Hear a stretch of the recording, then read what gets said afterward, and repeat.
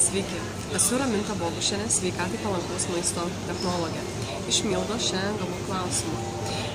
Ar supakuotos, naudojant apsauginės dujas, produktai į tokias pakuotės yra sveikatai palankus? Ar verčiau rinktis produktus be šių pakuočių? Iš tikrųjų, daugybę produktų mes prekybos centruose galime rasti su užrašu supakuota naudojant apsauginės dujas. Tai kas yra tos apsauginės dujos? Šios dujos yra natūraliai ore egzistuojantis elementai, tai yra dažniausiai jų mišinys azoto, deguonies ir sieros ir anglies dvideginio CO2. Tai iš tikrųjų naudojamas arba jų mišinys tų dujų, arba vienas iš elementų deguonis ar tik azotas.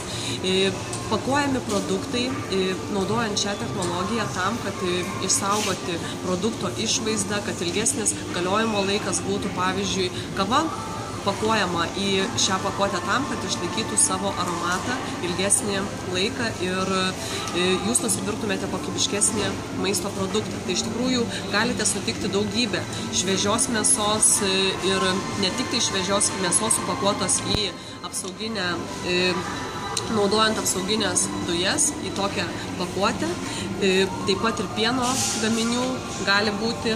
Ir iš tikrųjų skirtumas yra toksai, kad vakuume paprastai supakuoti mėsos ar pieno produktai skiriasi tuo, kad iš jų yra ištraukiamas oras, o naudojant apsauginę pakuotę yra įleidžiama natūraliai ore esantis elementai, tai yra deguonis, azotas ir anglies dvideginis. Ar tokie produktai yra sveikatai palankus?